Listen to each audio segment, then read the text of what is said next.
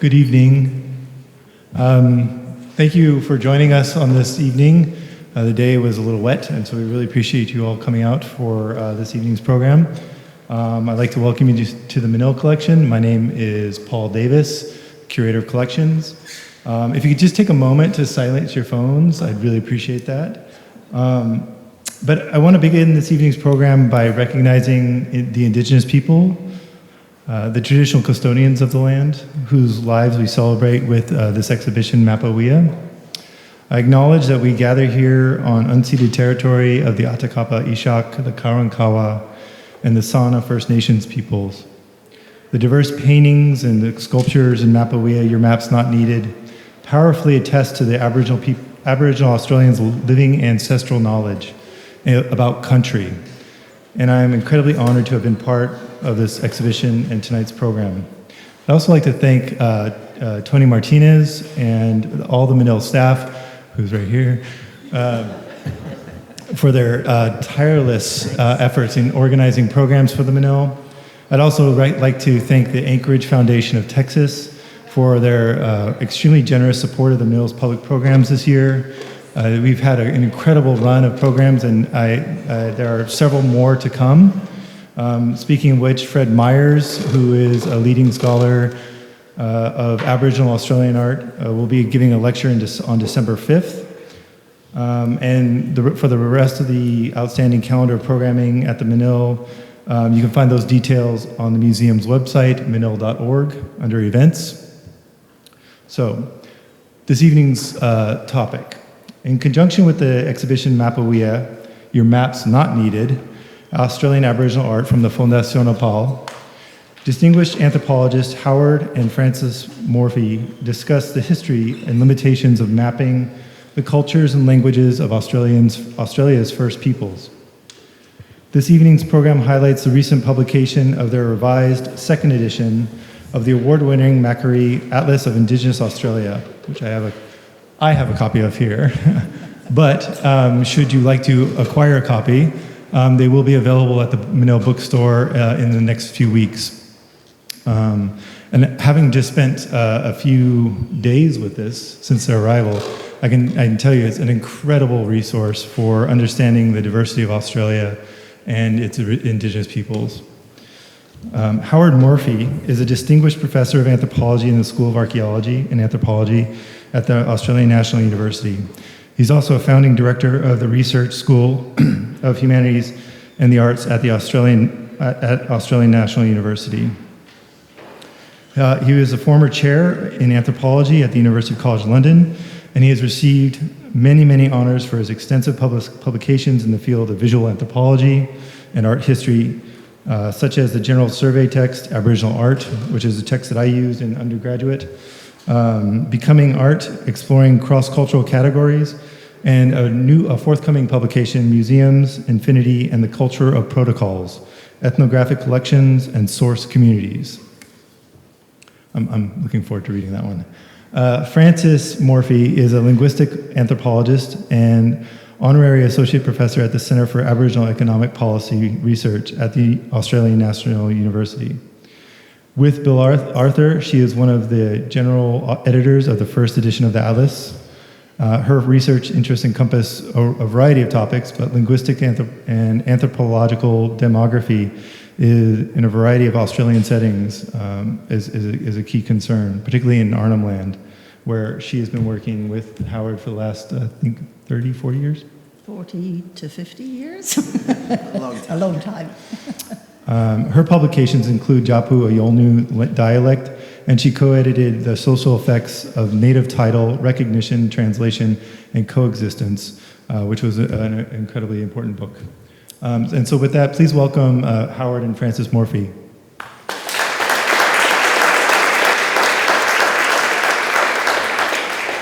Well, good evening, everyone, and thank you very much for coming out in such inauspicious weather, although I gather you're used to it here. The first 2 days we had here were just beautiful, so we got a false impression of your climate, I think. I think what we'll do is I'll begin, and then I'll hand over to Howard. I'll talk a little bit about the Atlas first, which is here. That's the cover. At first sight, it might seem a little contradictory or possibly even contentious to be talking about an atlas of Indigenous Australia in the context of an art exhibition with the title Mapa Wiya, Your Map's Not Needed. This very powerful painting by Kumanara Momo Mike Williams, and the text that accompanies the other painting of his in the exhibition, which is a very striking statement, I think. I think in using this title for his artworks and in making statements like this, he's trying to make 2 points. The first is that when people are on their own country, they have no need of Western-style maps to find their way around. They have their own complex way of relating to country and their own system of representing it. His second point, I think, is a commentary on maps, Western maps as instruments of colonialism, with the reference here to the borders and boundaries. Borders and boundaries for Aboriginal people signal a form of occupation that threatens to erase existing Indigenous systems of relationship to country. But I want to try and resolve this contradiction a little bit at the beginning of this talk. And I think the first thing we have to do is see Western maps for what they are. They're cultural artifacts too. They are our way of representing and understanding country, and they actually speak quite powerfully to us. And one of the most effective and powerful ways to try and educate non-Indigenous Australians about Indigenous Australians is to do it through maps. And that's something I'll just very briefly try to show you in a minute. So maps and Indigenous representations of country are both ways of trying to understand country. And Howard's part of the talk is going to be very much about that aspect of Indigenous artworks, Indigenous representational systems as ways of mapping and understanding country.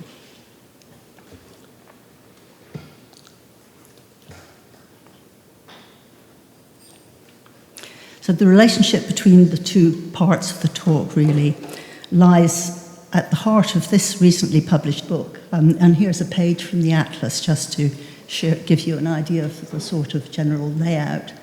And you see that there's a chapter on Indigenous representations of country, which comes right at the very beginning of the book in a way to sort of subvert European mapping as the only way of looking at country.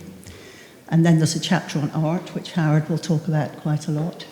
But on almost every page of the atlas, you will see juxtapositions between Western maps and Indigenous ways of mapping and representing country. And this particular painting here is one that Howard will talk about a bit more later on.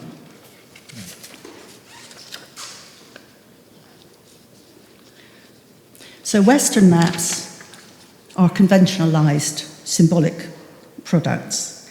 They rely on a knowledge and acceptance of things like compass points, latitude and longitude, scale and elevation. In other words, they're based in a particular ontology, which you could call a Western scientific ontology. That's one of the very important ways that our culture looks at land. Traditional Indigenous conceptualizations and representations of place are based on very different ontologies, and in general on detailed knowledge about connections to particular localities. They are place-centered rather than regional, national, or global, or they can be regional. We'll argue that these two perspectives can sometimes be brought together, and in fact Indigenous people are doing that now for different purposes. The Mapa Wiya approach, if you like, focuses on the local, and in a sense it's a kind of repudiation of Western colonization. The other purpose, the purpose of the maps in this atlas, is to focus on the local in the context of the national. In this case, the colonial settler state of Australia, within which the diverse Indigenous locals now find themselves encapsulated and unavoidably encapsulated. The first substantive chapter on representations of place and space introduces complexities of this relationship by focusing on the way in which Indigenous Australians map space and place, contrasting these to Western mapping conventions used in subsequent chapters. But it also shows the contemporary context, that in the contemporary context, Indigenous peoples are appropriating, I would use that term, Western mapping conventions for their own purposes. And this is an alternative strategy to Mapa Wiya that is being increasingly pursued. And here's an example. Well, these are two examples of what one might think of as Indigenous maps. A map of waterholes linked by pathways on a Western desert spear thrower, which was used as a mnemonic. So the person who owned this would have known the names of all those waterholes and would have been able to use this as a map, as a sort of map of the waterholes of the country. And an interesting thing to observe is that there are lines in this drawing, but unlike Western maps where lines tend to be boundaries, these lines are more like the other kinds of lines we have, roads, connections. And the other one I won't talk about because Howard's going to talk about it later. But this is the map I wanted to show you. So Australia has one decent drainage basin, really, the Murray-Darling, over in the eastern part of the country, which is where most of the population lives. This is a map drawn up by the Aboriginal nations of the Murray-Darling Basin for the upper part of the catchment. And although you can't read what all this means, it's basically a mapping of all their different kinds of connections to that river country. So this is an early colonised area of Australia where people were radically dispossessed, but what this map shows is the density and strength of people's connection to their country. And maps like this are used in negotiations with the rest of the Australian polity over water rights in the Murray-Darling Basin. So now just to flip through very quickly a few maps that show how you can use maps to make an impact. These maps show the successive dispossession of Aboriginal Australia from 1788 when Captain Cook landed in Botany Bay. And you can see before colonisation, the whole country is occupied by Indigenous nations. Then colonisation starts down here and a little bit here. By 1888, this is European occupation of the continent. And then by 1938, really the only land which you can say is unambiguously still occupied in its fullness by Indigenous people are these areas which have been set aside as reserves. So that's the situation between 1788 and 1938.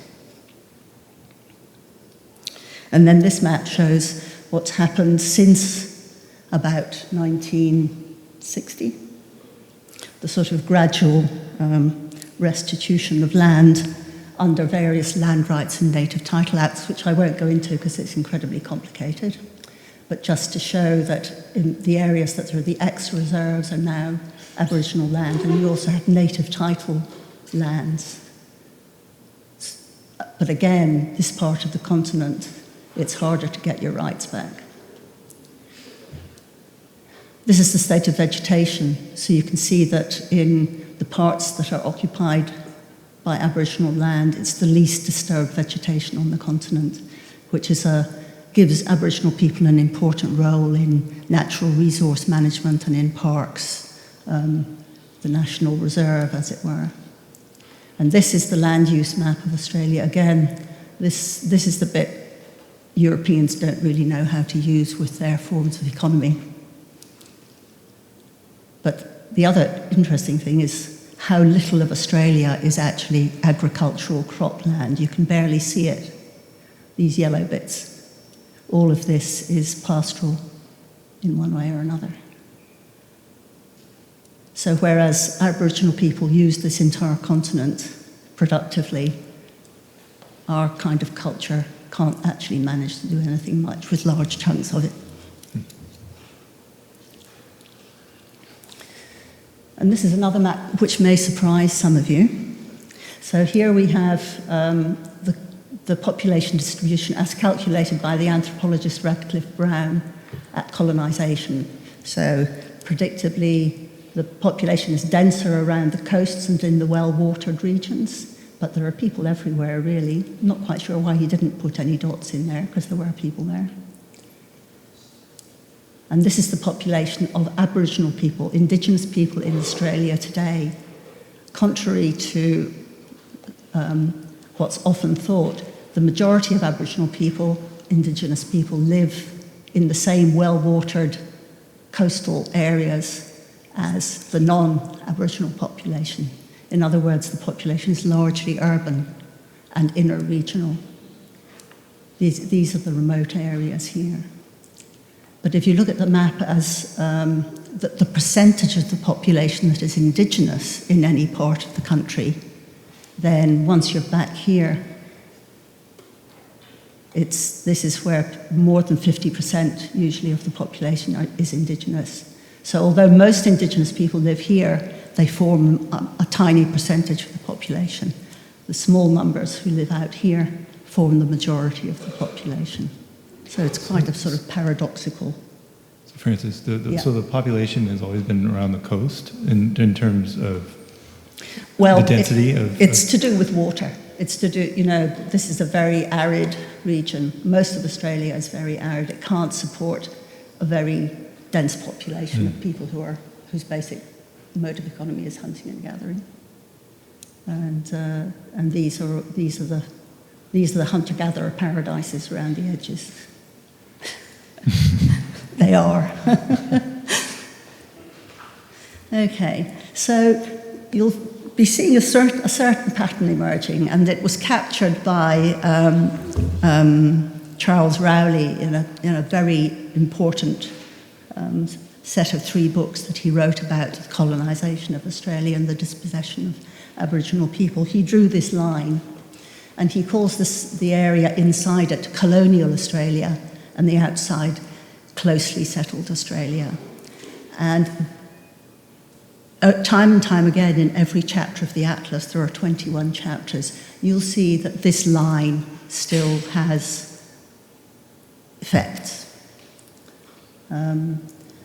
I'd just like to draw attention to this area here. This is the saddest area of Australia, really, because it's a sign of the failed Western economy. So people pushed in here with cattle and sheep in a good year, or a set of good years, and then they discovered that they couldn't actually manage to make a living there. But in the meantime, they had completely dispossessed all the people who live here. They were pushed to the coast or they were killed. So this part of Australia is now true wilderness. It's empty.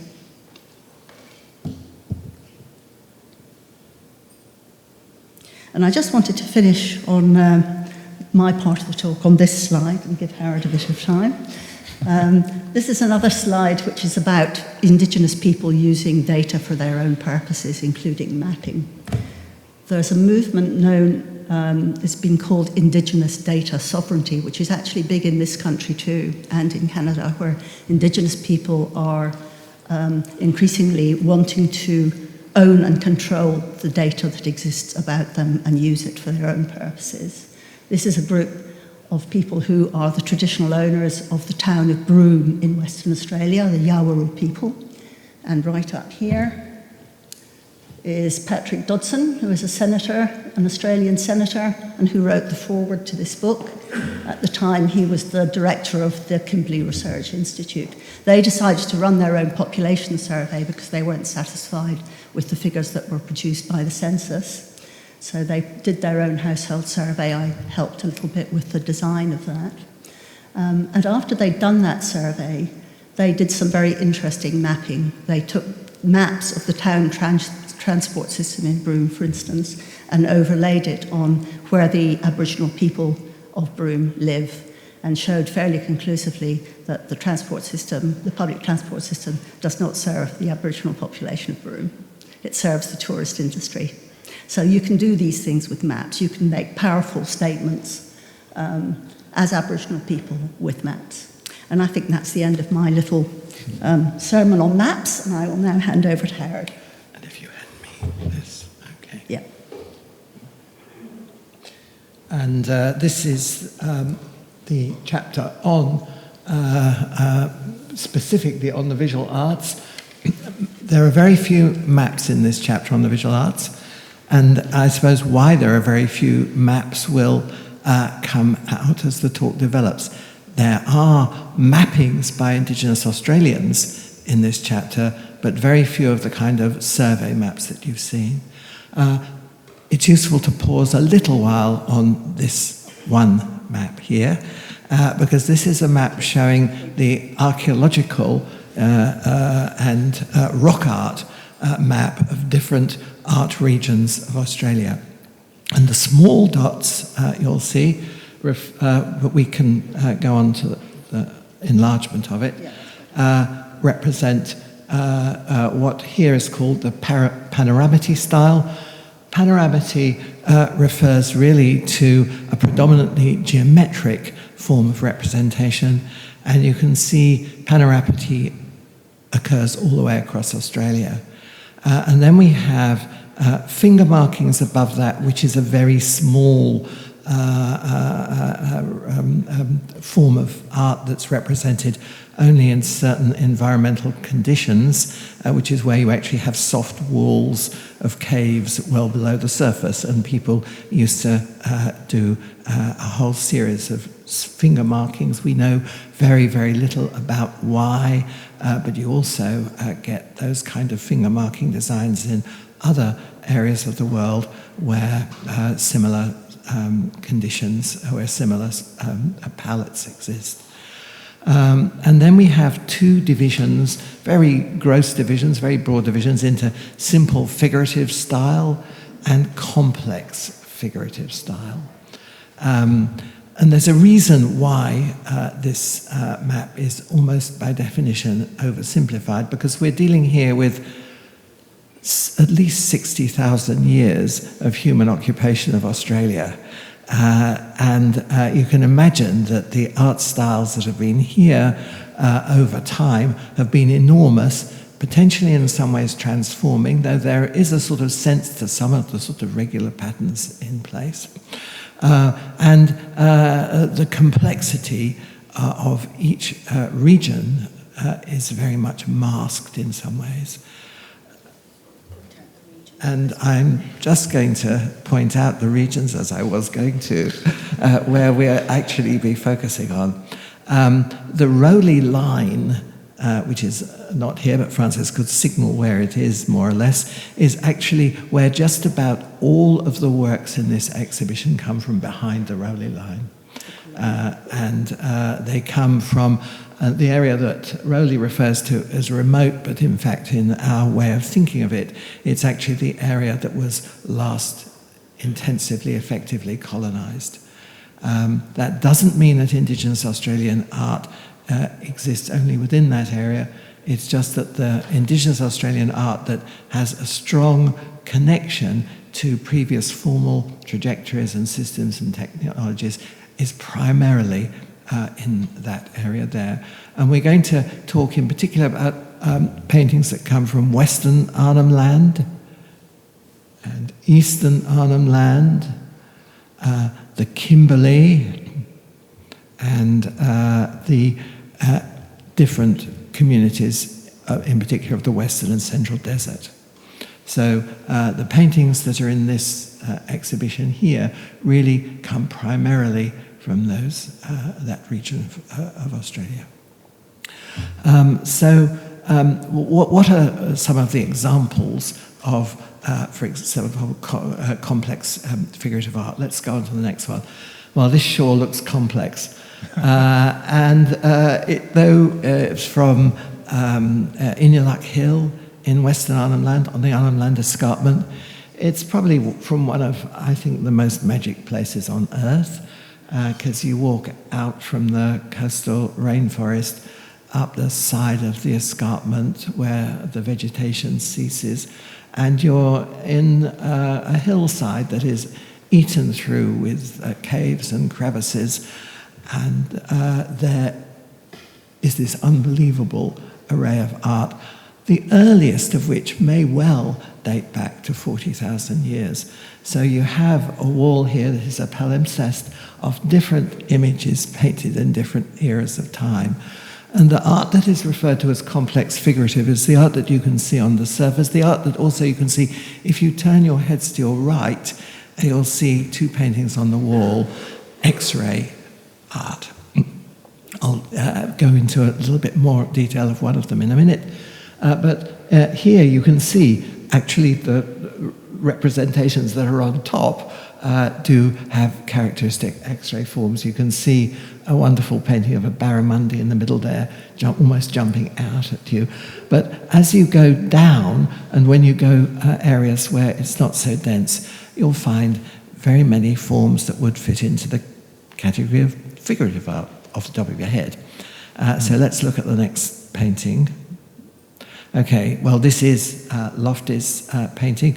X-ray art simply means you can see the internal organs, and that's why that label is attached to it. X-ray art is vastly more than that, and we'll see in a minute the sense in which the paintings that are done by the artist using a view that sometimes looks at the interior as well as the exterior of animals, also has much more within it as well.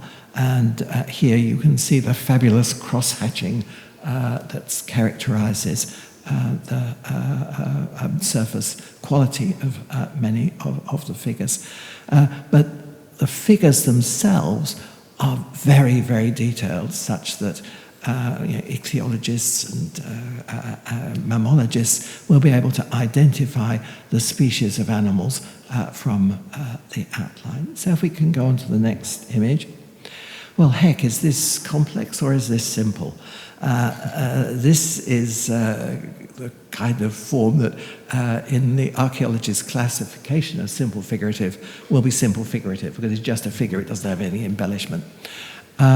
This is a painting that was actually done the year Frances and I photographed it. It's at a stone axe or stone knife quarry in the edge of the Arnhem Land Escarpment.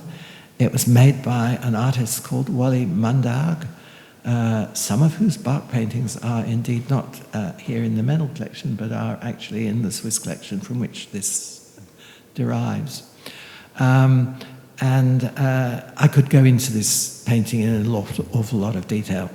It's relevant to mapping. I won't go into it in a lot of detail, but it is relevant to mapping because the kangaroo, it shows the root of the kangaroo, and the kangaroo created that particular place. And he, the ancestral kangaroo, invented stone tools. Jumping up and down on hot rocks, they split off and shot back and injured the hunters who were following him. So everything has meaning. So if we go on to the next one. Okay, here we are, panoramity. This is geometric. This is, and of course these are very difficult to date, but we actually do know that there are panoramity, there are these kind of styles going back 40,000 years and almost certainly longer. The further you go back, clearly the record disappears. This art form is everywhere today, and so it's an element or a form of mode of representation that really cross-cuts Indigenous Australian societies. It may well cross-cut all human societies, because in fact using geometric forms is one of the ways in which we condense information, structure it, organize it, order it. And indeed, European maps are full of geometric components. If we go on to the next. Here are two uses. One you've seen already, the spear thrower That's only a segment of a spear thrower. A spear thrower has an elongated end which articulates with the spear and helps you throw it. But that's the decorated part. And this will be a Wellberry ceremony from Central Australia. And it will be focused here on a particular site, a particular one of those circles that, for example, you see in the image on the left. So each of these is part of a track of a set of ancestral beings crossing country, transforming a landscape. Often the geographical features are made as a result of their actions. So if we move on to the next one. And here we see a grand example of the panoramity style, which people in the art world will look at and say, good heavens, this is an unbelievable example of modernism. So you can see that those particular categorizations are always an oversimplification, yet that style of circle, line, complexity is very much present in Central Australian art. But the use of colour, the compositional techniques and every so when you start looking at those, actually come from the enormous diverse technical and aesthetic forms that Indigenous Australians use. The previous image, you were able to see that actually colour is introduced into the sand sculptures with the addition both of different minerals but also plant materials and so on and so forth. There's an elevation within it and so on. And of course it's accompanied by song. And song is something that people themselves will read into or link in with visual arts, such that it's the different media together that are creating people's understanding of culture and the way it's passed on to the next generation. So if we look at the next image now, we're going to be dealing with the sense in which country itself is a mnemonic of the actions of ancestral beings, and in some cases their embodiment. And we're going to end up with something that is classified by archaeologists and rock art specialists as another example of the complex figurative. So wait and see what it is. These are Wandjina. These are ancestral beings of the Kimberley who came in from the west over the seas with the monsoon, bringing the wet season to northern Australia. And here they are transformed into figures in the landscape. And when you go to this particular area, I mean, you really do feel you're in a sculptured environment where there are these extraordinary human figures looking down on you. But as you can see, the tide goes up and down, so sometimes you see them face to face. Next one.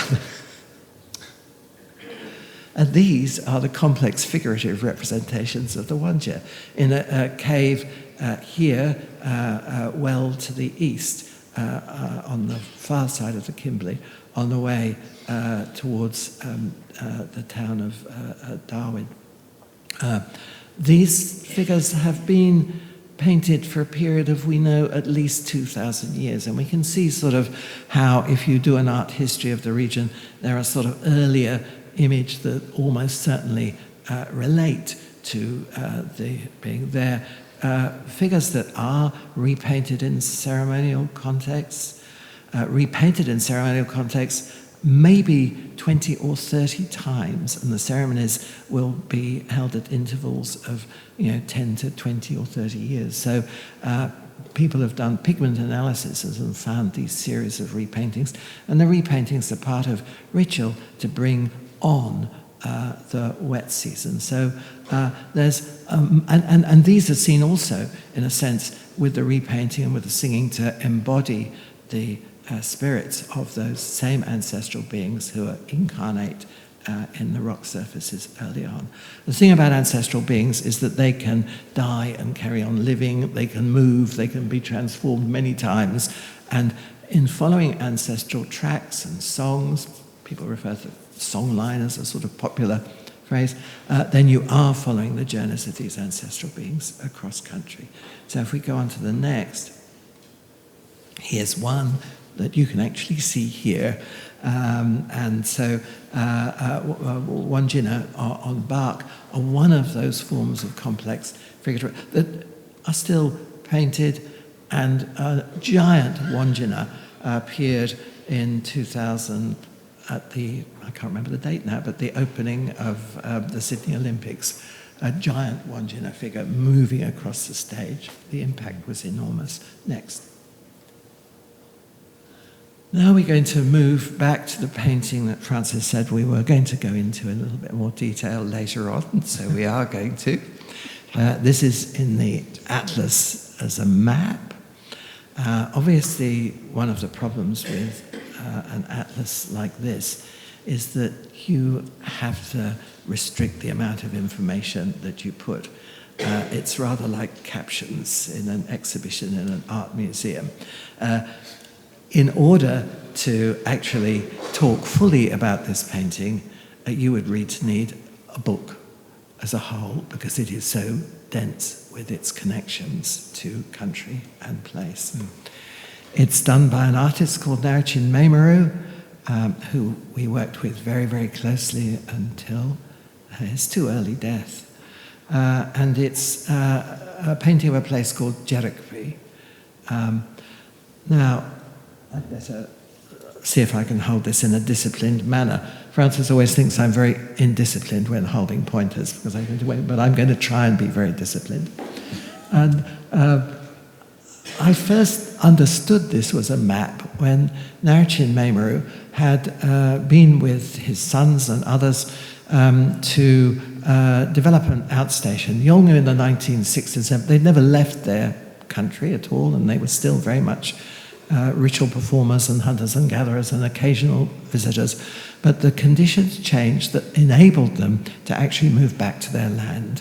And Narichin had moved back to Jerikpi and had started a settlement there in the 1970s, a settlement that still exists today where people are still living. And he said, "Can you bring me the map that I've done of your country?" I said, "Oh, what map? I don't remember you drawing me a map." He said, yes. He said, "The one of the guark and the Maluia, the emu." I said, "Oh, that one, I'll bring it to you." He said, "Right, put it down." So I put it down and said, "Well, we actually drove with the Toyotas up to this area here. And we waited here just before the gravel bank that goes on the inland of the lake. That's where the lake is there. And we sang and we told the ancestors that we were coming back and that they should welcome us, and we were coming back to look after the country. And we went up there and, we built an airstrip just there because in the wet season the only way to come would have been through the mission aircraft. And then we built our hut here under the ganyao tree. We didn't get water from the lake. The water in the lake, it's a bit salty, you can't really... We get the water from the lake down here on this beach because the emu took up one of its legs and it threw it over the sand dune and it went into the sand here. And when we pulled it out, then the water comes out. So, yeah, I can talk about this as a map because Narichin certainly was happy to see its map-like qualities. There is a sort of cross-cultural content. And this is the place he was talking about, okay? This is the place he arrived at, there where they paused. There's a gravel bank going along here, disappeared into Frances's head, the pointer, down to there, okay? This is the end place where they made a camp under a tree that's just behind me.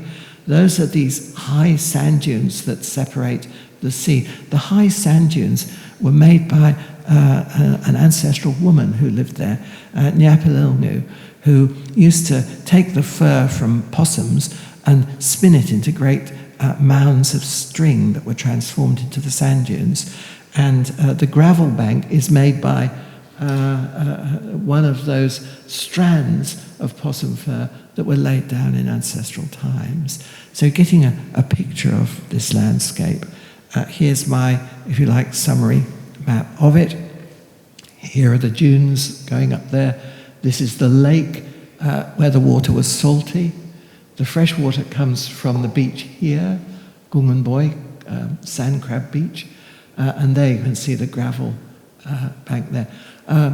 Why is the water of the lake salty?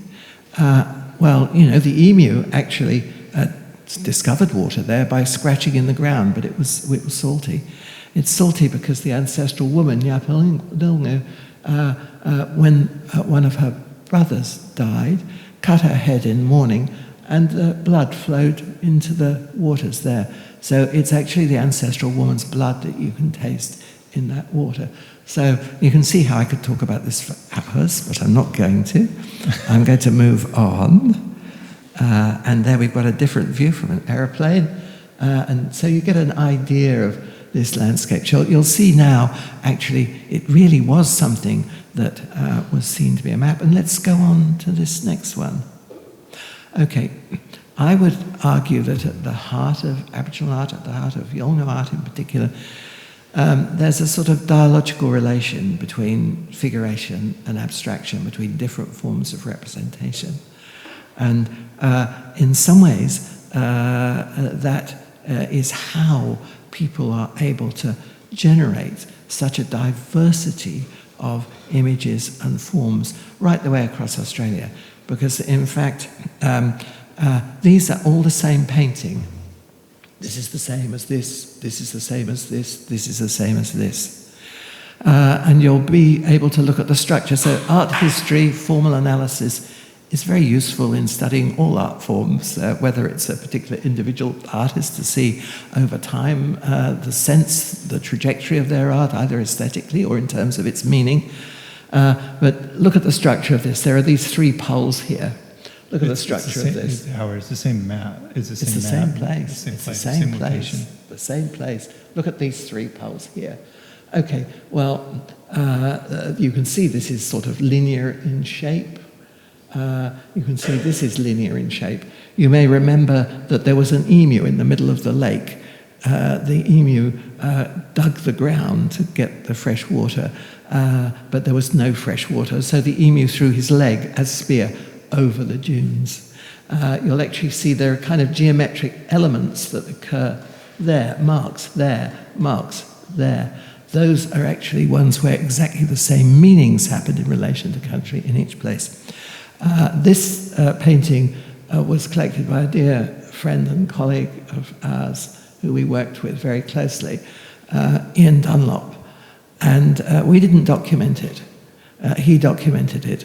And for heaven's sake, he'd just been with Narrachin to Jerikpi. And there he said, oh, well, that point there, that's the place we arrived at. So the geometric painting is an underlying structure that relates to each of the others. The central image is a representation of the sacred object, the tree, under which they had built their hut, the tree to which they was their sort of, I suppose, the spiritual centre of this particular country, this particular place. Let's move on. Let's have a glass of water. And we're coming back.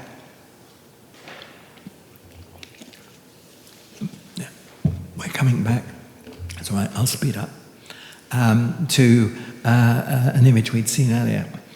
This painting was one of a series of paintings that were used in a very major native title court case, the Blue Mud Bay case, which in the end, after a whole series of appeals, returned 80% of the intertidal zone of the Northern Territory to Aboriginal ownership. There was a dispute in relation to the interpretation of the Land Rights Act, where government and the Fisheries Department said that ownership of land down to the low water mark, when the tide came in, they didn't own the land for that period of time. They didn't own the water, so they didn't actually own the land. Yeah, no. So anyway, the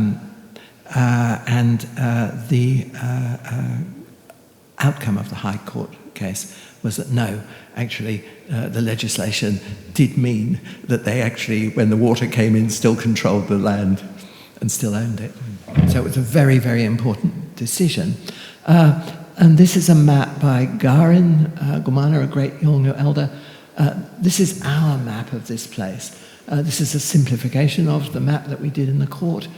This is where a major water comes in, which during the wet season really sends fresh water as a plume right out into Blue Mud Bay.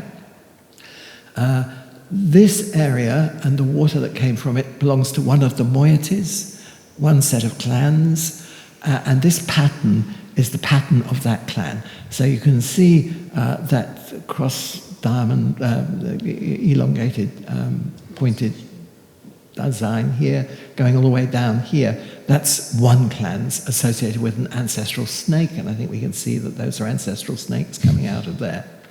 The land on the other side belongs to the opposite moiety. People intermarry, and the opposite moiety is associated with ancestral women who paddled their canoe all the way along the coast here and then over that side.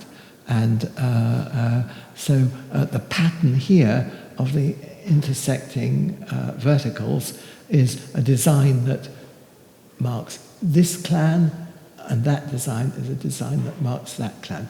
This design here is another design associated with this clan here.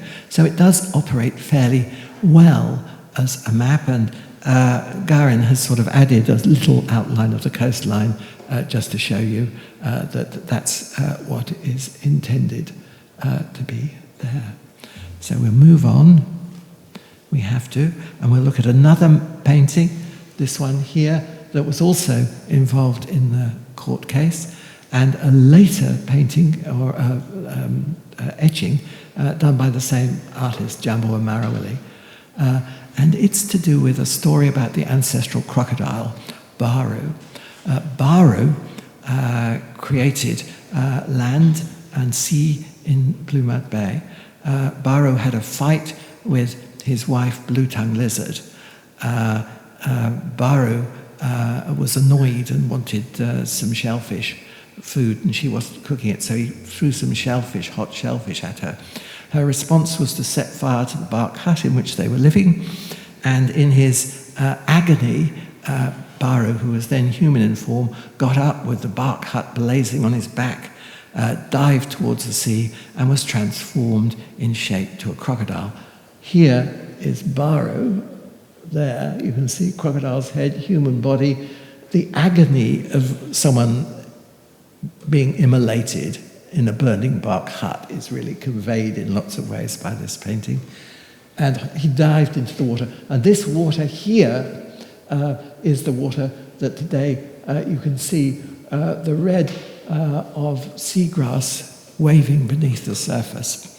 Seagrass is what dugongs feed on. Here's a dugong. And the stories go on and on. The dugong was hunted later on. The dugong, by a harpoon, then dragged the boat of the hunters beneath to the fire that's burning under the surface. Okay, what is this place? Here it is. There is where one of the paintings is focused. So the one that Jambawa did has eggs in it. It relates to the crocodile's nest. Here is this painting here. Here's where the crocodile dived into the water. And this is the stretch of water that the dugong is associated with. Over on the far side, here is a second area of the same clan's country. A different estate, different ancestral beings. It's where an ancestral being called Liawade hunted a stingray. And you can see here a little image of a stingray. We'll go on to the next. Okay, sorry. Yeah, no, absolutely. No, I'm speeding on as you require. Okay, these are in the exhibition. So if you go and look at the hollow coffins, you will see one hollow coffin. These are either side of it by Macquarie. These are the ones at the end of the corridor. It's the one in this corridor, yeah. And it's the very far one. Mm-hmm. And on one side, you've got the crocodiles associated with the attic, but on the other side, you've got the dugongs in this water. So that pole there also is a map of this area here. And now we'll move on to a larger version. No, we won't. Okay, the stingray was speared, first of all, out here in the waters. And then in its agony, it went inland, and it followed this track inland, and it kept biting into the ground, looking for water. And places where it bit now, you can see there are sources of fresh water can come up. Then it went back, and it almost came back into the sea, where it did another absolutely massive bite here. And that bite is commemorated by this sand sculpture. So you can see the form of the stingray. This is its body. There are the eyes of the stingray.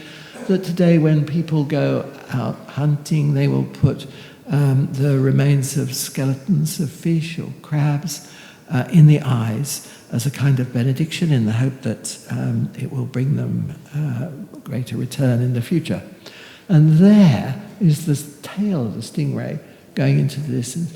So this is a gigantic earth sculpture.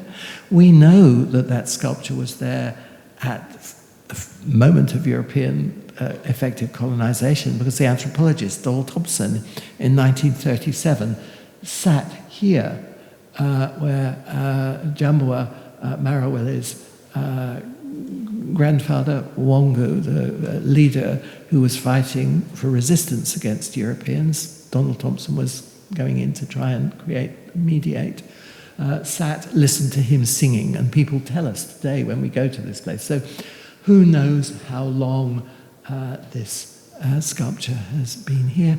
And there are other similar sculptures, but of different species and things elsewhere. Next one.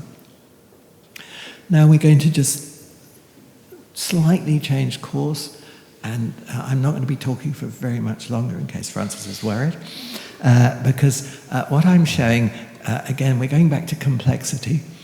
We're going back to, well, how on earth and what do you record in maps? And we're going back to the complex figurative art of Western Arnhem Land. And we're going to sort of say, where does, you'll find that's a painting that looks unbelievably abstract by an artist called Moangel. I think there are two paintings of Moangels in this very exhibition that you'll be able to look at at a later date. And I'm going to say, where do these paintings come from? And you'll see another painting of Moangels in a minute. But okay, so this is maybe 20 to 40,000 years of images would be just vaguely detectable here. And we know 20,000-year-old images have been identified from this region, figurative images in red ochre. Red ochre survives, white disappears very, very quickly, flakes off, and no white, and there can be other changes in colour. So next one. Here we are. Well, back to Lofty. Okay, these X-ray art paintings like this were the ones that Western Arnhem Land was renowned for in the early history of European acquisition of bark paintings. So they said, well, Eastern Arnhem Land, you get complex compositions in which the whole surface is covered with designs. Western Arnhem Land was these figurative, single often, but sometimes in composition. Okay, let's have a look at the next one. Oh, that's Moangel. Well, for heaven's sake, I mean, the painting is done at exactly the same time, or could have been, as the painting of Lofty's. What's the relationship between them? Is there any relationship between them? Are there elements of complex figurative art in this apparent... Well, gosh, this is panoramity, isn't it? This is the ancient art of circle and line. But what about the surface pattern? What about the shimmering effects? What are the kind of details that you see every so often coming up that actually suggest that, well, there is an underlying different sort of structure or representational system involved? Well, Moangel learnt from a very, very great artist called Marawonga. I think you're going to see next painting. Not next painting. Okay, where does this geometric art... Well, this is also a form of painting that was done at exactly the same time as the X-ray art. This is ceremonial painting for the Moriah ceremony. You'll find that a lot of Moangel's paintings are called Moriah. It is a geometric art. So at the same time as you got the art of the rock surface, the X-ray art, you're having people performing in ceremonies with these kinds of paintings here. So we're beginning to see some of the influence on Mohenjo's painting from this other art style here. Let's go on now. This is Peter Maronga. I think this is one of my most favourite paintings in the world. I think it's extraordinarily beautiful, unbelievably complex. And you can see there are elements of X-ray in it. There's the backbone. There's another backbone. There are some ribs hinted at. We can sort of look through some of the bones on the feet. I think that we can look through the testicles there if we want to. There are elements here which come from another figurative tradition, because this shows that the rainbow serpent is present. The rainbow serpent has sometimes coming out of its head feather-like images, which we can see there. But look at these incredible patches of colour, and then look at the cross-hatching and the moire effects that you're getting. Look at the technique that is involved in the production of this. And look at the way in which these X-ray figures are beginning to expand to take over the canvas. And think that this was Mohenjo's father-in-law. This was who Mohenjo started painting with this. This is how he learnt the technique of cross-hatching hour after hour after hour, sometimes working with Marawanga on his paintings. So Mohenjo learnt the technique. He learnt the nature of the figurative representation. He learnt the nature of the relationships between these kangaroos and the landscape, because this is the same kangaroo, one's a rock wallaby, one's a kangaroo, that transformed and created the stone spears, stone knives. So if we then move on to the last image, so just begin to see a relationship between these works that are done by a family, done as part of a traditional trajectory of art practice, coming out of almost schools of art, which Luke Taylor says you have a school of art in. All of these people knew each other's work, all of these people, and they have the reference to this unbelievable collection, which is the rock art of the region and the ceremonial art. So the way to look at this kind of complexity that we've got in this one region of Australia, where we know that we've got a tradition that we're able to see elements of possible continuities over a period of 20,000 years or more, that this is where we can do a different kind of, if you like, spatio-temporal regional mapping of arts. If we have the resources for people to do it, and for Yolngu to work in with this. If this was a rock art tradition in the south of France, you would have a government putting so many resources into it and its continuing practice and understanding it. But in Australia, the Northern Territory is the poor state.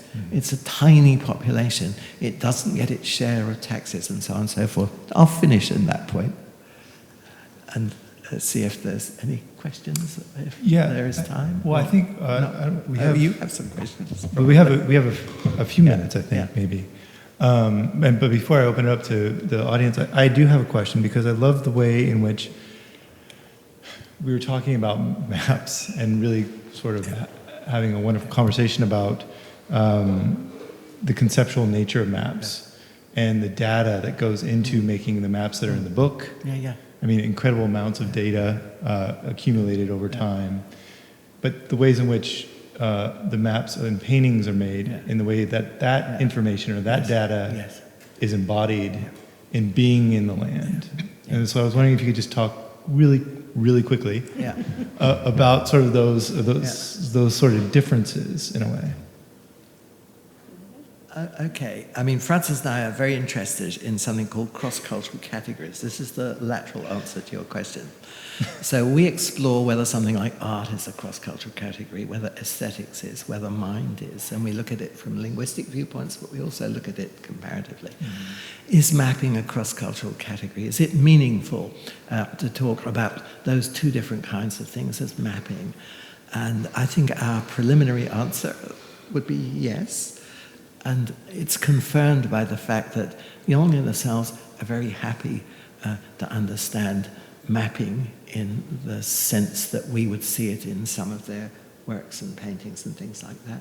And also, maps are very complicated things. So I think I'll pass over to Frances, but working with the Bureau of Statistics, who actually produce the maps in dialogue with them, she'll have an idea about how mapping in a Western context is similarly a sort of complex process of decision-making that can lead out to enormous bodies of information that can then be condensed back.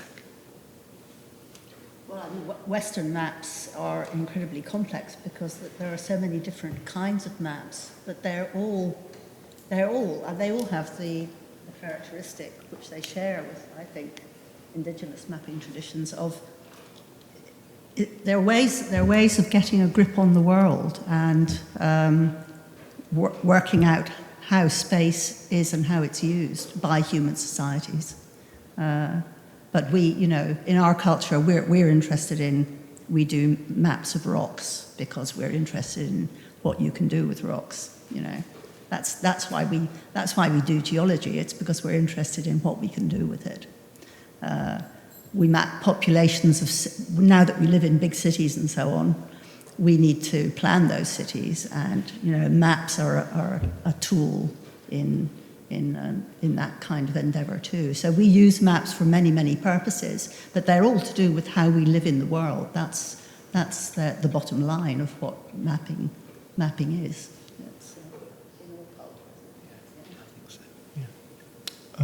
I think maybe one or two questions from the audience. Is Aboriginal art moving away from mythological themes, or is that just something I'm noticing? Look, that's a very good question, and that's a very good question, and the Rowley line again sort of is part of the answer to that. I think mythological. Art has been a central way in which Indigenous Australians have passed knowledge on from generation to generation. And that information changes over time, and it always has. So mythology is just one component of understanding the relationships between people and landscape. So if you actually look at the maps that we would draw of myths in northeast Arnhem Land, they would also coincide with different environmental zones, different distributions of animal species, different parts of history. So they're always much, much more than myth. Myth in Indigenous Australia also includes history. So in most of those parts of northern and central Australia, the ancestral tracks associated with place and those stories are still centrally important. But they then incorporate other things within them, including commentaries that come from different genres in terms of, well, this is our place, and then, but we can see people moving into our place and contradicting our, and so on and so forth. Then if you're looking in Southeast Australia, this atlas has a lot of maps that, or images from Indigenous Australians that have little to do with mythology. So there are images by artists like Fiona Foley that are looking at the history of people's encapsulation, and looking at colonial history. And so there are very, very different art forms, but it's not possible to make a hard and fast division between them, because you do get artists who are, you have Mapa Wiya, but you also get artists who are brought up in urban contexts who are re-encountering and relearning their culture through museum collections, but also through interaction with Indigenous Australians in more northerly and central regions. So there's a tremendous dynamism and a great deal of diversity. So you can't encompass Australian Aboriginal art within any single framework. Yeah. Sure.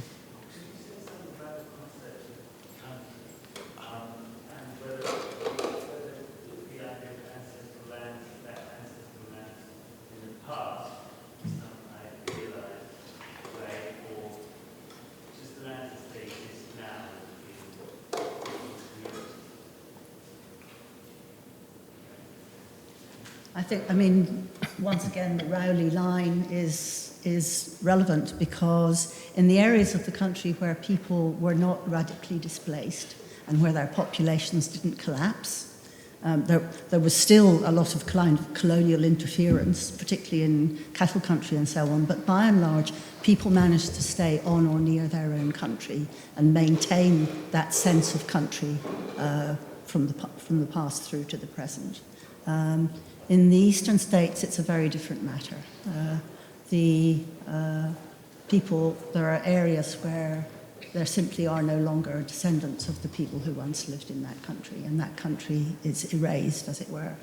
There are other areas where people have managed, by hook or by crook, to retain a certain amount of knowledge. A lot of it is, you'd say it's bleached knowledge. It's like there's a sort of general understanding of where the boundaries of, say, a language family or a nation were, and a certain knowledge at a general level about that country, but this incredibly detailed inscription of meaning into the landscape has been not completely obliterated, but very weakened. But there's a strong sense of loss in those particular cases. And you have to remember that there was a history in places like Tasmania and Victoria where Aboriginal people were, by the colonial people, written out of history. So, Tasmania was said to have no Aboriginal people left. And there undoubtedly it was a case of close to genocide in Tasmania.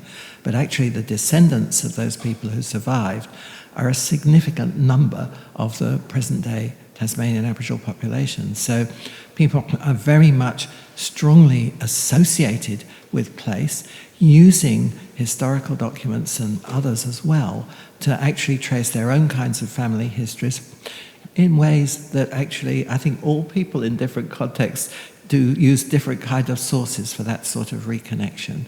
And there are certain things that have remained very fundamental in the most dire circumstances, and one of those is the concept of family and kinship, which is very central throughout the whole of Indigenous Australia, and that gets different forms in different places. But country is really important. I think the Murray-Darling Basin map is very can seem like a very surprising map. Because that part of the country, you would not have imagined that people still had that depth of connection and knowledge about the different places and so on of their country. But they do, I think with that, I could continue. We could continue this conversation for sure about maps and their power for a long, long time. But I just want to thank you again for joining us, and thank you all for coming this evening.